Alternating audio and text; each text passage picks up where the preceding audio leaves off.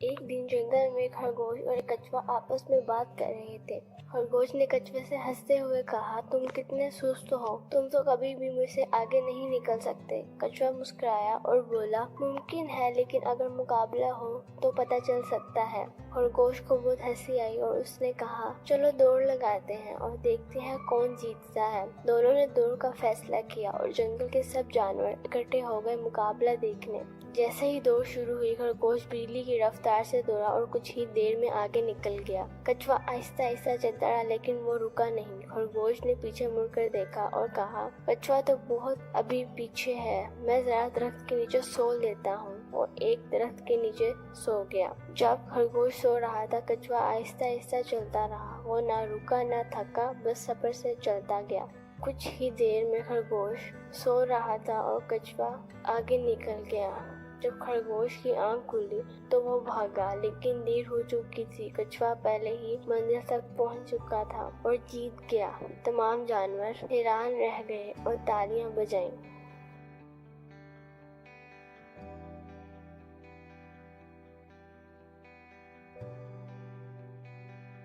एक दिन जंगल में खरगोश और एक कछुआ आपस में बात कर रहे थे। खरगोश ने कछुए से हंसते हुए कहा, तुम कितने सुस्त हो, तुम तो कभी भी मुझसे आगे नहीं निकल सकते। कछुआ मुस्कुराया और बोला, मुमकिन है, लेकिन अगर मुकाबला हो तो पता चल सकता है। खरगोश को बहुत हंसी आई और उसने कहा, चलो दौड़ लगाते हैं और देखते हैं कौन जीतता है। दोनों ने दौड़ का फैसला किया और जंगल के सब जानवर इकट्ठे हो गए मुकाबला देखने।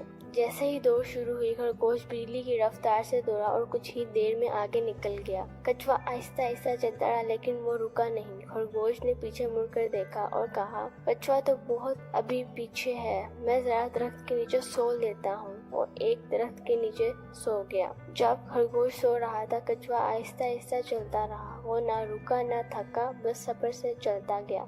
कुछ ही देर में खरगोश सो रहा था और कछुआ आगे निकल गया। जब खरगोश की आंख खुली तो वो भागा, लेकिन देर हो चुकी थी। कछुआ पहले ही मंजिल तक पहुंच चुका था और जीत गया। तमाम जानवर हैरान रह गए और तालियां बजाईं।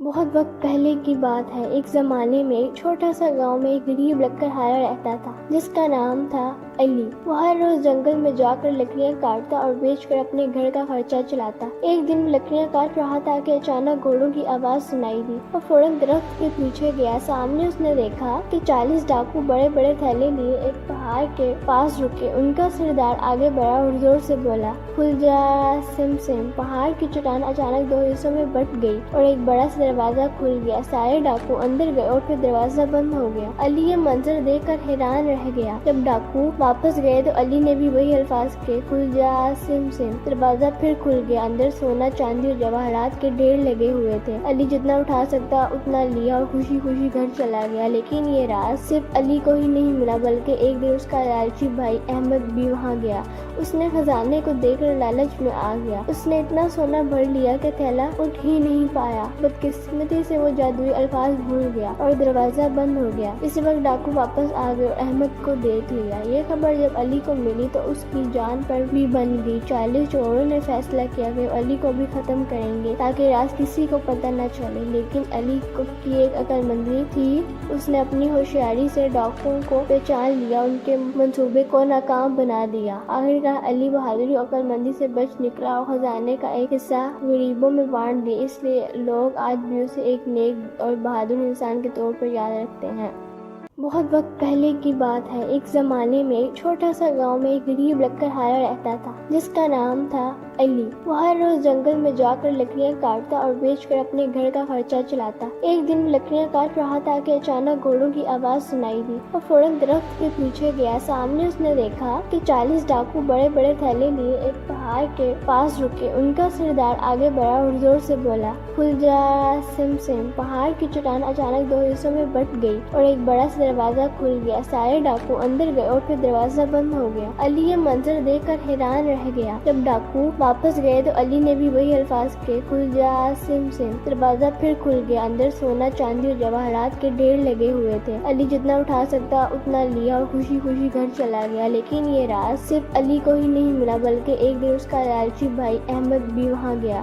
اس نے خزانے کو دیکھ کر لالچ میں آ گیا۔ اس نے اتنا سونا بھر لیا کہ تھیلا اٹھ ہی نہیں پایا۔ بدقسمتی سے وہ جادوئی الفاظ بھول گیا اور دروازہ بند ہو گیا۔ اسی وقت ڈاکو واپس آ گئے اور احمد کو دیکھ لیا۔ یہ خبر جب علی کو ملی تو اس کی جان پر بھی بن گئی۔ 40 چوروں نے فیصلہ کیا کہ وہ علی کو بھی ختم کریں گے تاکہ راز کسی کو پتہ نہ چلے، لیکن علی کی ایک عقل مندی تھی۔ اس نے اپنی ہوشیاری سے ڈاکوؤں کو پہچان لیا، ان کے منصوبے کو ناکام بنا دیا۔ آخرکار علی بہادری اور عقل مندی سے بچ نکلا اور خزانے کا ایک حصہ غریبوں میں بانٹ دیا۔ اس لیے لوگ آج بھی اسے ایک نیک اور بہادر انسان کے طور پر یاد رکھتے ہیں۔ بہت وقت پہلے کی بات ہے، ایک زمانے میں ایک چھوٹا سا گاؤں میں ایک غریب لکڑہارا رہتا تھا جس کا نام تھا علی۔ وہ ہر روز جنگل میں جا کر لکڑیاں کاٹتا اور بیچ کر اپنے گھر کا خرچہ چلاتا۔ ایک دن وہ لکڑیاں کاٹ رہا تھا کہ اچانک گھوڑوں کی آواز سنائی دی۔ وہ فوراً درخت کے پیچھے گیا۔ سامنے اس نے دیکھا کہ 40 ڈاکو بڑے بڑے تھیلے لیے ایک پہاڑ کے پاس رکے۔ ان کا سردار آگے بڑھا اور زور سے بولا، کھل جا سم سم۔ پہاڑ کی چٹان اچانک 2 حصوں میں بٹ گئی اور ایک بڑا سا دروازہ کھل گیا۔ سارے ڈاکو اندر گئے اور پھر دروازہ بند ہو گیا۔ علی یہ منظر دیکھ کر حیران رہ گیا۔ جب ڈاکو واپس گئے تو علی نے بھی وہی الفاظ کہے، کھل جا سم سم۔ دروازہ پھر کھل گیا، اندر سونا، چاندی اور جواہرات کے ڈھیر لگے ہوئے تھے۔ علی جتنا اٹھا سکتا اتنا لیا اور خوشی خوشی گھر چلا گیا۔ لیکن یہ راز صرف علی کو ہی نہیں ملا، بلکہ ایک دن اس کا لالچی بھائی احمد بھی وہاں گیا۔ اس نے خزانے کو دیکھ کر لالچ میں آ گیا۔ اس نے اتنا سونا بھر لیا کہ تھیلا اٹھ ہی نہیں پایا۔ بدقسمتی سے وہ جادوئی الفاظ بھول گیا اور دروازہ بند ہو گیا۔ اسی وقت ڈاکو واپس آ گئے اور احمد کو دیکھ لیا۔ یہ خبر جب علی کو ملی تو اس کی جان پر بھی بن گئی۔ 40 چوروں نے فیصلہ کیا کہ وہ علی کو بھی ختم کریں گے تاکہ راز کسی کو پتہ نہ چلے، لیکن علی کی ایک عقل مندی تھی۔ اس نے اپنی ہوشیاری سے ڈاکوؤں کو پہچان لیا، ان کے منصوبے کو ناکام بنا دیا۔ آخرکار علی بہادری اور عقل مندی سے بچ نکلا اور خزانے کا ایک حصہ غریبوں میں بانٹ دیا۔ اس لیے لوگ آج بھی اسے ایک نیک اور بہادر انسان کے طور پر یاد رکھتے ہیں۔